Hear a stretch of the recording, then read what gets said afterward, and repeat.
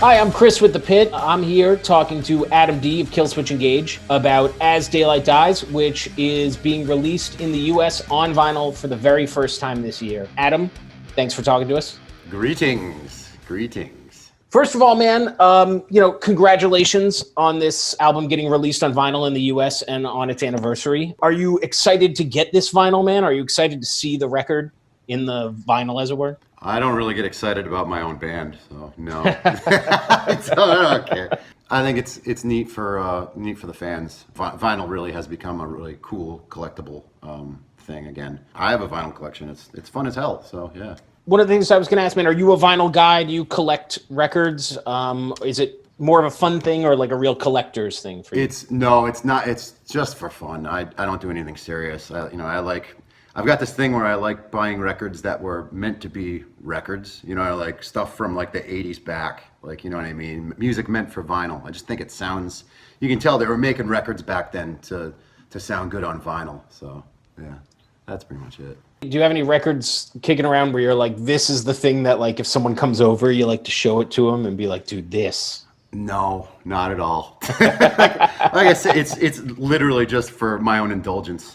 So one of the first things I want to ask, man, is like, As Daylight Dies, when you think back on that album, like, what's your sort of like gut memory? Like, what comes up immediately for you? It's crazy. It's so long ago, obviously. You know, it was really still in the baby stages of the band, I think. We were like 5 years old at that point. Not literally 5 years old. No, the band was 5 years old, so we were kind of still like in the beginning stages of our careers, considering, you know, it's been 20 years. I look back at it with like, you know, immaturity and like silliness, and that's so long ago, you know. It's just at infantile stages of our career still. Now, coming off of The End of Heartache, was there any feeling, because The End of Heartache was this like, you know, was a very big record for a lot of people and, you know, a huge fan record. Was there any pressure to meet that? Did you feel any pressure from the label or people around you to try and match that or do something similar or anything like that? A lot of it was probably self-induced. Me trying to always, you know, do better and make a better record. Of course, there was pressure from our label a little bit. But yeah, it was just, we were kind of like just growing so quickly. It was just such a crazy time to see, you know, everything really just picking up and gaining steam. So yeah, that was definitely a record where I was feeling like we've got that momentum going. Let's keep carrying it and see what we can do. I remember that feeling. Yeah. You know, was there ever a moment where you had to like stop and take a breath and be like, oh my God, this is all happening so fast right now, you know? No, not necessarily. I was just enjoying the ride when we were on tour.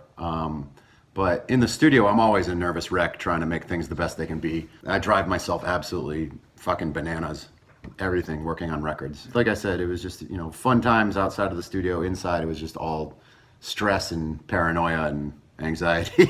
But it was for the best, you know, just always trying to make it the best it could be. You know, you mentioned Howard in the studio earlier. You know, this was your second record recording with Howard. Had he settled into his role a little bit more? Did it come easier to him this time around? I think it was actually a little bit harder because he was more comfortable with me.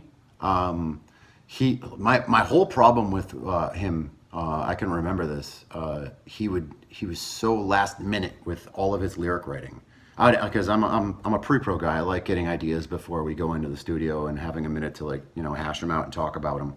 And he was just like, you know, rolling into the studio and be like, so I just wrote this. I'm like, Jesus, dude, and you want, like, it's time to record. I wanted this like weeks ago. It's so crazy, like, even though he's kind of like drags his feet when it comes to writing lyrics, and once it comes time to, you know, be creative and sing in the studio, he was just always great. He sounded always awesome. Along those lines, was there a song where like he came in late with the lyrics and you're like, damn it, but then when he performed, like, you were just like, we got it and won. He won this round or whatever. Yeah. Well, you know, the song that stands out the most on that record, lyrically for me, I remember when he brought in the idea for My Curse, and I was pretty cool with it, but I didn't like the chorus. I didn't like the lyrics to it. It just didn't feel like it had a real lyric hook. You know, it was just like kind of just like a couple of sentences. I'm like, that's not really a lyric hook, man. You know, I remember fighting him fighting him with him about it over and over, just like, this could be better, this could be better. He's like, I'm not changing it, I'm not changing it, I'm not changing it. I'm like, come on, dude, like, we can try things and try to make this better, and we can keep it if we don't come up with something better. He's like, I'm not changing it, no. I'm like, all right, fine. So I eventually just gave into him, and of course that ended up being like one of the bigger songs on the record. So fuck me, you know. What do I know? I don't know shit. I did want to ask about one of the songs specifically, man, which is you know, I don't know if this was a Howard or you idea or whatever, but you know, I was thinking about "Still Beats Your Name," and I just wanted to ask, you know, was the title of that song a basically like calling out people who are hating on the name Killswitch Engage? Oh, not at all. I don't think so. No. I don't even remember that song. We haven't played that in ages. No, I don't think there was any kind of like song ever written in retaliation about people hating our name. No. It's just there you go. It's funny because every time I saw that song, I imagined it was you guys sort of looking at people and being like, "Still beats your name, jackass." You know, so. Yeah. We're gonna beat you with our name. Ours is better. So on this album too, this time around, you know, obviously you produced all the albums leading up to As Daylight Dies. This time around, you were co-producing with Joel, and I was wondering, was that refreshing? Was that something where it was hard for you to give up control? You know, what was that experience like? Of course, Joel's always very involved in all of the guitar playing and guitar parts in the studio. Absolutely. He's kind of like my guitar soulmate. I just love playing and being in a band with him. Something else I was thinking of, man, by this time, Killswitch Engage obviously had picked up a lot. You were getting noticed as a band. You were touring a ton. Was there ever a moment, with this record or maybe any other record, but specifically with As Daylight Dies, where you were thinking like, maybe I should hand off production work to somebody else? Was there ever a moment where you were like, I've got to focus on guitar and maybe not so much in the studio? No, I always liked the challenge of putting together our records, and it always feels like a homegrown thing when I'm in charge, and I'm keeping the band very involved in every step of the way. It feels like I like a collaborative production thing, even though like I take the lead and I do all the grunt work. I want to make sure everybody in the band is part of it and we're all together. It's always been important to me. It's like the band's record. It's not some outside guy, but sometimes an outside guy is necessary for a lot of people. It can be nice to have like a fresh take on things and all that. But I just enjoy the challenge, I guess. Yeah. Is there ever a moment where you're kind of getting the band to be a part of this record as a whole, where like maybe the band kind of almost respond like fights against that, where they're kind of like, Adam, you just do it. And you have to be like, no, this is our record. Yeah, out of laziness, a lot of people are just like, yeah, he'll take care of it. Yeah, sir, that happens once in a while. I'm taking the role as producer on, it's my job to put it all together, and I don't mind. So. Was there a moment in the studio, either a specific song or a specific memory that comes to mind, where you felt like, man, we're really growing as a band? Like, man, this band is officially becoming the thing I want it to be? No, not really. It just felt like they're all genuine songs. It just sounded like our band, I think that record really captured like the personality of what we were, what we are, That's interesting, man. Do you feel like As Daylight Dies was sort of, either the beginnings of or a solidification of what you feel like the band is now? Yeah. I feel like every record we made, we kind of, our personality grew. As any band progresses, they really kind of, they turn into their true identity after a while. At least that's the case for us. I feel like the last record we put out, you could tell like we all like thrash, and we all like melody, and we like it's just all that. It's everything we do. One of the songs I associate with this record, and I think a lot of people do, besides like My Curse, is your cover of Holy Diver. Is that song considered to be on that record? It is, right? I don't know. I think. Well, I know. I was going to ask. I know it's originally a sampler or part of a compilation. Right. It was done for a cover comp in the UK. I believe it was for Kerrang. But yeah, and then it ended up as a B-side on the special edition, I think. What I want to ask, man, is like, do you I know that cover was obviously like one that everyone loves and was a big song for you. Do you remember that as being part of the Daylight Dies era, or is that something where sort of something you did on the side and then ended up, turning out well, and you added it on the record? I'm pretty sure we recorded it like maybe not too long after Daylight Dies. So I guess it's in the era. It's definitely in the touring era of that record. Back to that, it just that's what a time for our band, because everything was just like it really felt like things were growing. Yeah, like that's the most distinct memory about that, doing that, and like me and Howard like recording the lyrics or the vocals to Holy Diver, and just he kept giggling just how silly some of the lyrics were. Just like everything was just like blowing up after that. Like I couldn't believe the response to that song. It was insane. I was wondering, man, was it crazy to see these 2005 sort of metal and hardcore kids of the era losing their minds to a 1981 Dio track, a 1980 Dio track? Yeah, it's cool. Well, I think that song is considered like classic rock though. So everyone knows it. Everyone knows Holy Diver, So yeah, it was kind of like all of a sudden hey, we're gonna do a cover of a classic song. Everybody already knows it, and they're just like, oh, cool, this is kind of neat. So this big black dude doing this tiny little white guy's vocals, But it really it worked, and people seemed to enjoy it, and we were stoked on that. Yeah. I was wondering when, if ever, did you get a chance to talk to Dio about it, or oh man, meet him and discuss it with him? I really didn't get to chat with him, but he had a laugh with us. He sent a picture of him to us holding a sign saying, "Hey, Killswitch, where are my royalties?" Pretty sure Joel has that framed somewhere, and I've been telling him I want a copy of it. But yeah, we got a kick out of that. It's pretty funny.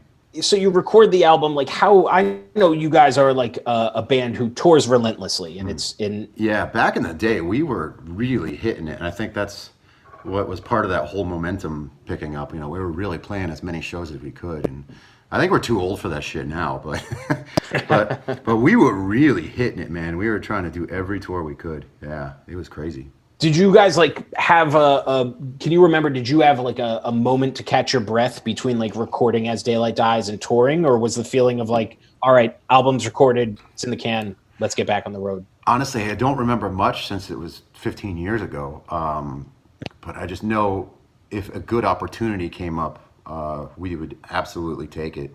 I know we were doing a lot of cool tours back then.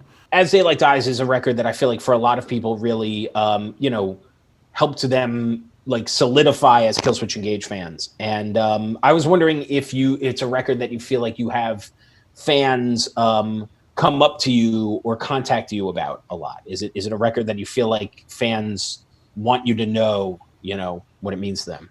I don't think, not necessarily. I don't really, I'm not an online guy. I don't have any accounts or anything. So, but when I meet fans, they definitely mention songs on that record, but they mention songs on a lot of different records. I'm getting that man, I'm old thing now, where we'll play a show, and then I'll meet some other dudes on the tour or something, and be like, dude, I used to listen to you guys when I was in grade school, and I'm like, oh Jesus, dude, fuck, we're old. Oh man, grade school, Jesus. Oh, all right, we've been around that long, cool. So, well, it makes sense. 15 years. This record's 15 years old. Listening in grade school, they're in their 20s. It's shit, man, it's nuts. Look at all this gray hair. Got gray hair everywhere, man. It's funny to think about this record being 15 years old, just because I'm thinking of it as when I was 15 years old, all the shit I was getting up to, As Daylight Dies is trying to score beer at the local deli and shit. Oh, so. Yeah. Oh, yeah. At this time, you guys are, getting established. It's a huge album. It's a lot of big tours with big bands. Were you beginning to interact with other bands who knew you well at the time? Was it the kind of thing where you would go on tour with Slayer and they'd be like, oh my God, Killswitch Engage, we're really into what you do and whatnot? Yeah, Kerry King actually just noticed us and started coming to our shows, which is crazy. And yeah, they're just meeting a lot of bands, and everyone just being cool. I always harken back to touring with In Flames. that was like insane for us because they were such influencers to us. We all loved that band. So, is there a song off of the album, where you feel like when you play it live, it brings the house down? Like it really, the minute you start playing it, the crowd just goes nuts. I'm trying to think of the track listing on that. I don't remember that. Absolution. People seem to like that song a lot. Of course, I feel like people really, really like hearing My Curse live. It's because it's just kind of like a sing along. But I love playing the first 5 songs on that record. I like playing live. And of course, as the record goes on, those are the ones where you're like, it's pretty good, but Now, in terms of the reissue, man, or the vinyl version of it, man, have you gotten to check out any of the artwork and stuff like that? Yeah. Mike does all of our artwork, our bass player. So yeah, it looks really cool. Yeah, he always does a great job of when something's re-released, adding photos from the time and kind of just memories and stuff inside. So it's pretty cool, man. Now it's interesting to see too, man. Looking at the original artwork of the album, it's sort of it contains a lot of that, but it's still kind of reinterpreted. And I was wondering, at the time when the album came out, did you guys have a lot of a hand in the packaging and the artwork, the imagery of the band, or was it a thing where it was sort of Mike running with it or whatever? Mike runs with it. He comes up with some concepts and then shares them with us, and we help him kind of fine tune it all. He's like me. He likes having everybody involved, so everyone's into it and together on it. But he definitely is the one kind of spearheading all of the ideas and the direction of the artwork. Has he ever shown up with some now hear me out, Pink Album kind of stuff? No, he hasn't done anything like that. He's come up with ideas where we're like, I don't really like that, but nothing drastically look at these unicorns and butterflies and little puppy dogs, nothing like that. This album coming out on vinyl, and sort of being finally on a record in the US, especially with vinyl picking up in terms of interest, I feel like it's going to introduce this new level of fans and collectors to Killswitch Engage. And my thought is, first of all, how does it feel being in a band where 15 years later, people are still discovering this album and still, becoming fans of it? And is there anything you want to say to somebody when they're discovering this album where you're like, do you just do me a favor, listen for this or notice that or something like that? No, honestly, it's just incredible to me that we're still doing this. It's crazy. It still stokes me out when I see younger fans, it's translating down to the next generation. That's wow, that's unbelievable, man. You'd think our band would be dated, since we have that metalcore sound, that people would be all right, I've had enough of that. Let's go on to the next thing, the next style of metal. But it's still translating, and we're lucky enough to have people still supporting our music and coming to our shows, from all different age gaps. So it's pretty freaking cool, man. We're very lucky to be able to, keep doing what we're doing like that. It's really cool. It's interesting you talk about the metalcore sound, because I feel I was gonna say I know that was 2005 was the height of metalcore and the new wave of heavy metal and all of that. Yeah. So yeah. I'm sure it was a thing that at a certain point you were sort of I hope I never hear this made up word again. Yeah, I really don't like that being called that. It's a bad word in my house. But hey, man, if people want to label us that, it's fine. We were definitely a part of that movement. That time period, and it's kind of nice being known as a band that started using all 6 strings instead of the down-tuned 7-string with. I'm going to play that 1 string down below. My riffs don't go above the 7th fret kind of deal. You know what I mean? I think for a lot of fans, My Curse was the first time seeing Killswitch Engage, or one of the first times seeing Killswitch Engage in a music video, seeing Killswitch Engage on MTV. Did you guys have a huge hand in the video? I know your parts in it are mostly, just performance shots and whatnot, but was that something where you were actively helping in the creation of that video, or for the My Curse video, or is this something? No, the director just came up with a concept treatment, and we were like, all right, that'll work. Cool. I hate videos, man. Yeah. There's really no use for them anymore. You know what I mean? Unless just for internet. But I hate filming videos just because you know, a director telling you like, all right, now rock out and show us how badass you are. I'm like, dude, I'm not even plugged into an amp. Cool. You know, like, this is fucking stupid. I can't stand it. It's like, I'm definitely not meant to be an actor. So, you know, it's pretty goofy to me. I will say, man, the Holy Diver video. I love really that good. one. That was my treatment. I came up with the concept of that video. So yeah, I love doing that one. That was great. How many turkey legs did you guys work through, man? Oh on God, that set? It was like by the end of the day, it was so nasty too. I was like, dude, please take a bite of that, please. Oh, yeah, it was pretty gross by the end of the day. It was like a 90-degree something day there. Like, oh God, man. Unrefrigerated meats. This gives me a new appreciation for like the stoicness of the nod post turkey leg, you know, as opposed to just a lot of gagging and shit. So, Yep, absolutely. was there like a moment during the recording of Daylight Dies where you're like, I can't believe we did that, or like it sticks in your memory forever? One of my favoriteest memories ever in Killswitch Engage history.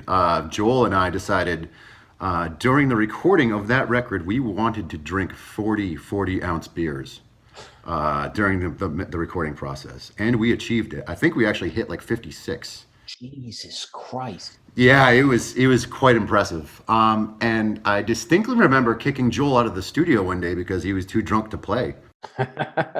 It was a really, really funny thing, man. Just like by the end of the recording process, the entire control room was just, we didn't throw away the bottles. The control room was just littered with just shitty 40-ounce beer bottles everywhere. It was like so freaking funny, man. Yeah, we're piles of trash and we're proud of it. Okay, so a couple of things. First off, was there a brand that you guys favored? Well, my friend Buzz from the band Unearth said one of the most correct things ever. It's only a good 40 if it's got either an animal or a natural disaster in the title of it. So yeah, so a lot of cobra, a lot of hurricane. Yeah. Oh God. Just real shitty stuff. You know, the kind of thing where like you get a headache before you're drunk. It's funny because here I am being like, why couldn't they drink classy 40s like Old English or Colt 45? That's too good for us. That's too good for us. No, I think there was some OE in there. Yeah, I think there was. Did it get competitive? Was there a moment where it's sort of like, we're at 38, guys, come on, we got to do this? Oh, absolutely. Joel and I were the ones that were really into it. Mike absolutely helped out, but yeah, me and Joel were just adamant, like every day, like crack those things open, let's get going. We got work to do. You know? More concerned with our bottle total instead of our riff playage. This immediate now I'm going to listen to this album with like different ears, man. I'm just going to hear the clinking of 40s. Yeah, like dude, they were freaking tossed. Jesus. Was there any Edward 40 hands involved at any point? No 40 hands. We needed our hands to play, so no 40 hands. Oh, good call. Was Howard like staring on in disgust while this was on? Yeah, Howard's just like, Jesus, guys, come on. Like, this is sound great, Howard. Do not take. 40s, man. I had no idea, and now I'll never forget it, man. Just know that's the record of 40s. Well, it's funny, when you first said that in my head, I was like, is that like a band, like the 40s, who I'd never heard of? Where it's no, it's literally 40s. That'd be a great name for a cover band for us. The 40. Yeah, they could just do Daylight Dies from start to finish, just the 40s. It's kind of genius, man. There you go. Mean, you might have to form that band some Halloween or something. Yeah, exactly. Awesome. I'm glad. Thank you for I would have been heartbroken if I'd missed the 40 story. The only reason I remembered it is because this morning before the interview, I went into my old photos and tried to dig around to see if I can find any photo memories from that time area. And yeah, those were just blatant. I was like, wow, we did that? Holy shit. Just the photos of the control room and like me and Joel just like trash tracking together. Like, Jesus, man. Oh, pieces of garbage, man. It's a beautiful thing when you're looking through your old photos and after a while you're like, are there anywhere we don't have a 40 in our hand? Man. Yep. Yeah. We fucking drink a lot. Jesus Christ. I 40/40s, man, is no. I was considering popping out my calculator to like do the ounces. Yeah, of that, right, but right. but It's impressive. maybe we don't. You know, I don't want to. Yeah. I don't want to bring the harsh reality to light. Yeah, you know just what I mean? the pure shame and disgust. Yeah. What's up, Brandon from Atreyu here with some cows. As Daylight Dies, fucking fantastic record, much like every other Killswitch record, is fucking amazing. Killswitch for us, for me, and our band has always been that band that always put out records and always did things, made moves that we were like, fuck, why didn't we do that? The songs are always great. The touring's always great. The fucking live show's always great. So it's just kind of one of those things. Always been one of those bands for me that I was like, had my eye on. I was like, shit. King of the squeal, king of the riff, king of the heavy breakdown. All things good. As Daylight Dies fucking rules. I'll buy the vinyl. I love Killswitch. Oh, he's making me blush. That's cute. Yeah, it's always crazy for me to hear people in bands talk about liking us and stuff. So it's flattering. Is it especially like crazy or interesting to hear a band like it's Atreyu was definitely a band who were like touring with Killswitch and were like, or like one of their peers were around Killswitch at the same time. Is it crazy to find out or to hear that like a band who was like, sort of in the same class as you was looking at you guys being like, shit, man, why didn't we do that? Yeah, no shit, yeah. They can have it. I don't care. They can take our riffs. It's fine. We're all kind of in like the riff sharing program together, aren't we? It's super complimentary and, really nice to hear people say nice things like that. It's crazy, yeah. Hey Adam, Diamond here from the band Tetrarch.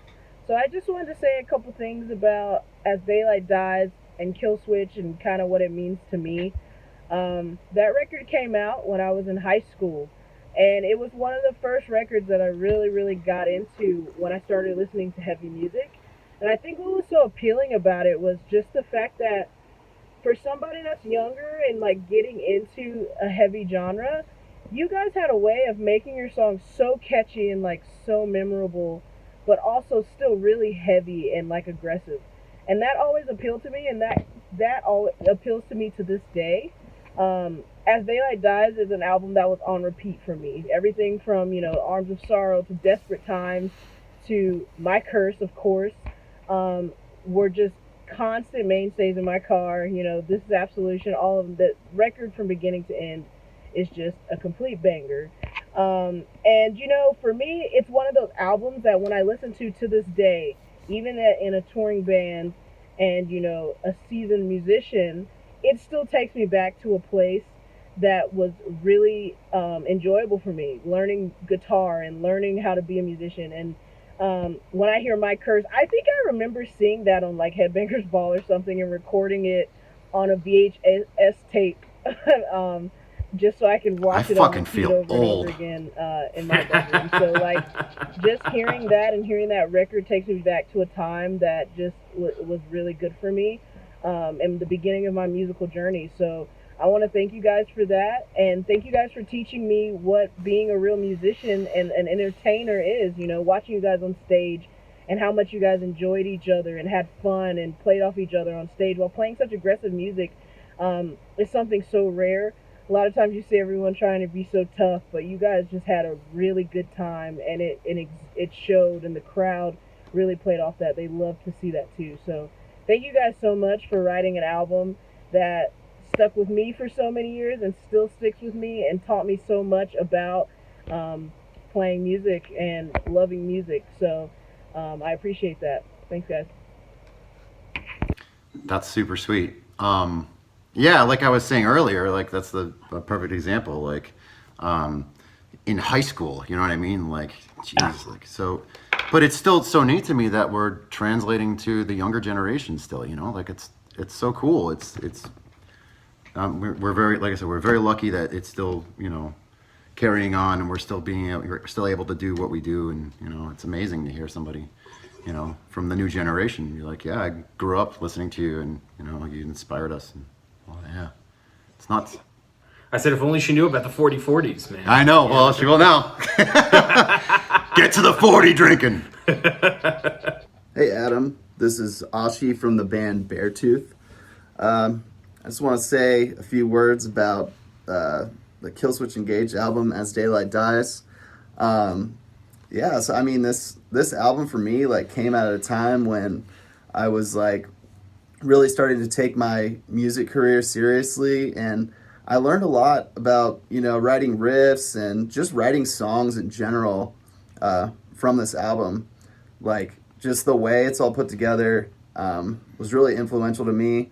And, like, seeing you guys have such great success as a heavy band was really inspiring, just to see something that I loved so much reach so many people. It was just amazing to see at the time, because it's like you guys were doing things that a lot of bands had not done with music that was like so heavy before. So yeah, I just wanted to say thanks for being such a big influence on me, and, you know, basically leading to me playing music for a living. That's really sweet, man. It's so weird to like hear all these people say such complimentary things. It's like I died or something. It's like, or at my funeral or something. It's crazy. Yet again, another young band that's just, you know, like, I'm surprised that people were like into us and were listening to us growing up. It's nuts. But I don't know. I don't really think about you know, like other bands being influenced by us very much. It's definitely crazy to hear. Yeah. One thing, it's really interesting, you know, both Ashi and Diamond from Tetrarch, you know, a recurring theme is like becoming a serious musician. And it's so interesting to hear these people talk about how Killswitch Engage really stepped them forward, you know. But have they really listened to us? Are we really serious? You know what I mean? That's amazing, that idea of like, I gotcha, you know? Yeah. Like, pretty much, you know? Like, really pay attention, guys. You pay more attention. Come on. But it is true, like, what they're saying about the not taking ourselves seriously as well. no, it's interesting, man, talking about what you said earlier of like using all six strings, this mix of you guys were relatable and you know, as you said, like you're didn't take yourselves too seriously, but there was also this understanding of like, but we learned to play our instruments, you know, we're passionate about this. I have a degree in music from Berklee College of Music, you know, like we're all, you know, most of us are musicians, I guess. Well, we try to be, you know. Yeah, Justin's got a degree from Hart School of Music. So, and Joel dropped out of Berklee. Freaking loser. Hey, what's up? This is Ken Susi from the band Unearth, and I'm here to tell you about how Killswitch inspired Unearth and also a fun tour story. So basically, I can remember in the early days, Adam D and I used to hang out a lot. And at one point, we were in between drummers, and we asked him to fill in for our band because he's a tremendous drummer. Joel, myself, and Adam, before tour, went to a party in Boston with a couple of friends. And, you know, we had a few adult beverages, and Adam was definitely just having a random phone call. He excused himself, from a party of people that were on the roof having a conversation. He excused himself to go have a phone call, and sure enough, he was slowly but surely walking off the edge of the house that we were at, or the building that we were on. And Joel and I recognized it and dove and saved his life at the last minute. And he almost just basically walked off a 4-story apartment building in Boston. So that was fun. And then also when we were on tour, it was almost it was like the same week. Adam definitely almost did the same thing. We had a few adult beverages. We were walking around. We're on tour having a good time, and he just walked out in the middle of the street out of nowhere, and a car almost hit him, and we again, I had to dive out into the street and grab his big body and toss him back into safety. And luckily he survived. I think Adam has about like 9 or 10 lives. He probably has more lives than the rest of us. But yeah, those were good times. As far as how Killswitch influenced our band, I would say that Killswitch collectively as a band came out a little bit after. They started their band a little bit after Unearth, but we were all very close friends. Aftershock was one of those bands that all of us listened to, even Jesse's band, Corinne, Howard's band, Blood Has Been Shed. So it was a community of people that just rallied around each other, and there was a lot of great music at that time. But Killswitch specifically, they figured out the formula of how to create like great pop metal songs mixed with like credible metal heavy parts and breakdowns and stuff like that. They were one of the first bands to put that together, and if anything, globally, they succeeded. It inspired us to know that Killswitch had, they were about 4 steps ahead of us in our career, and probably are 10 now, but they definitely have always set the bar for the highest standard. Adam is a great producer and definitely was always there as a 6th member of Unearth. Joel as well. They're all just good friends of ours, and Unearth, the band loves every single member of that band just as much as I'm sure they love us back. So that's my Killswitch Engage story, and I'm glad Adam's still alive, and I'm glad Killswitch is still moving on all these years and still on top of their game. Thanks.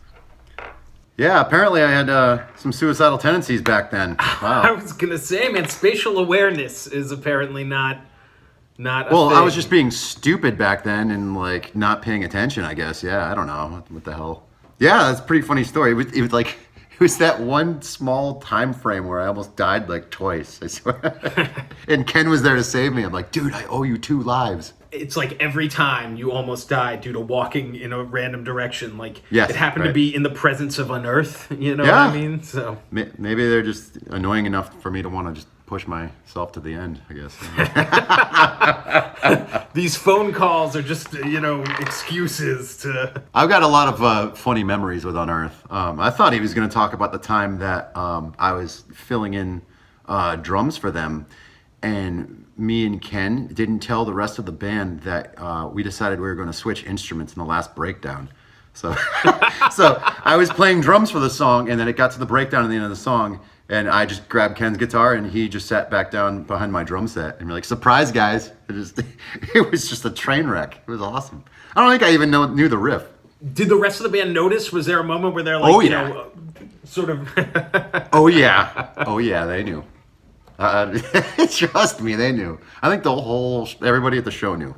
Well, awesome, dude. I'm. Thank you for doing this again. I'm sure it's weird hearing people talk about you, but at the same time, it's extremely weird. I don't take compliments very well, so yeah, fuck them.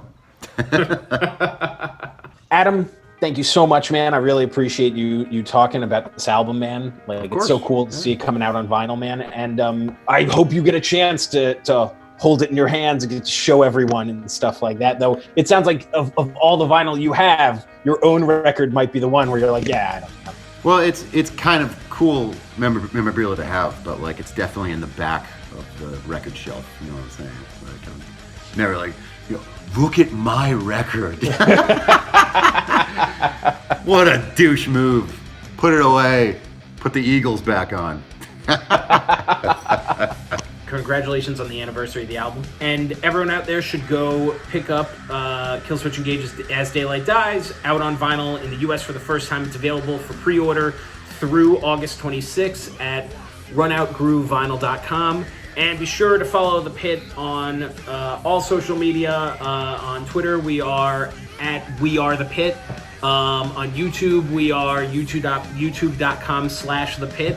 And on Facebook, we are facebook.com/We Are The Pit. I'm Chris. Have a good one.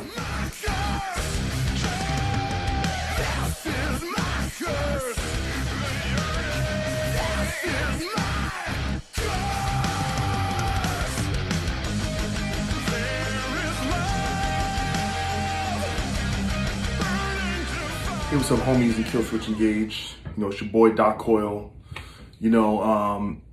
And considering, on your guys' DVD, I was the most entertaining part from what I hear.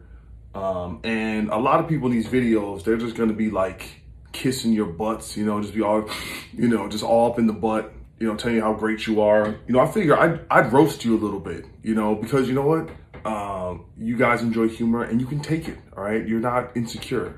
So that's what I'm gonna do. And frankly, I could be doing a lot of things with my time, so I'm gonna entertain myself.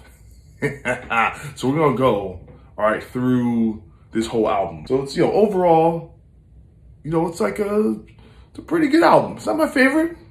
Not my favorite by you guys, I like some are up here and some are down here, and it's like right in that region, It's all right. Your guys, this level, you got a gold record. See over there? See what I got? You see that? See that over there? That's a gold record. I didn't do nothing to get that. You know, I just showed up, right place, right time. You actually earned your gold record, you know.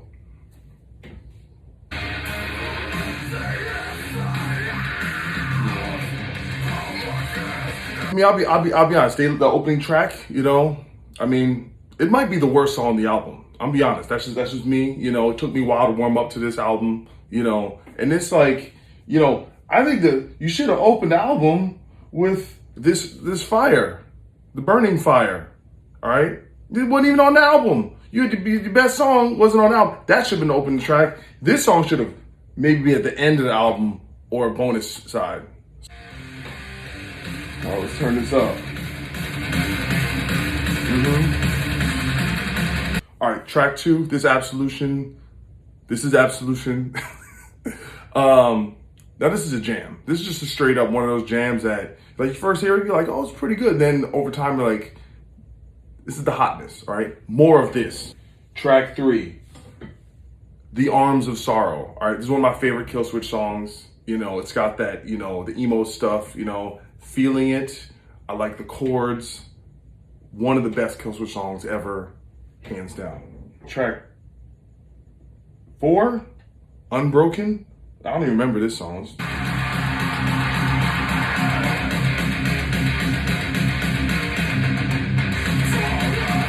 All right, Unbroken, solid jam.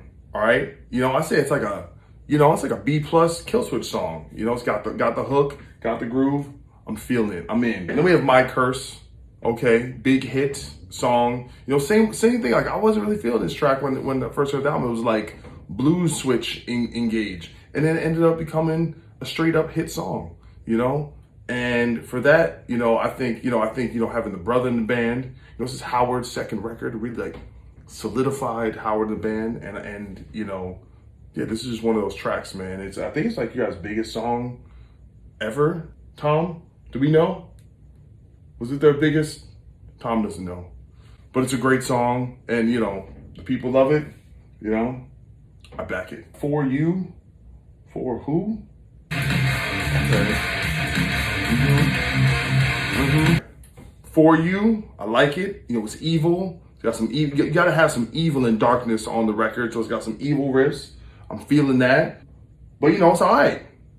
It's okay. It's good. You guys are good. You're good. You don't need me to validate you, all right? You got many ass-kissing videos on here. Who's that? I think I got a call. Who's that? Oh, is Killswitch phoning it in for the rest of the record? Okay. All right, well, it's good to hear from you. Yeah, that's not me. That's other people. No, actually, but Desperate Times, that's my jam. Desperate Times, that should have been the closer. Desperate Times is my jam, and I enjoyed that very much, you know. But overall, you know, you guys made the album, and then your 2 best songs, Holy Diver and Fire Burning, was not on the record. So, and then you saw on the bonus record, you made it too complex. Just put those should be on the record, and then it all worked out. You know, you should have came to me. I would tell you what's going on. Yeah, I guess you guys couldn't afford any sneak for this one, huh?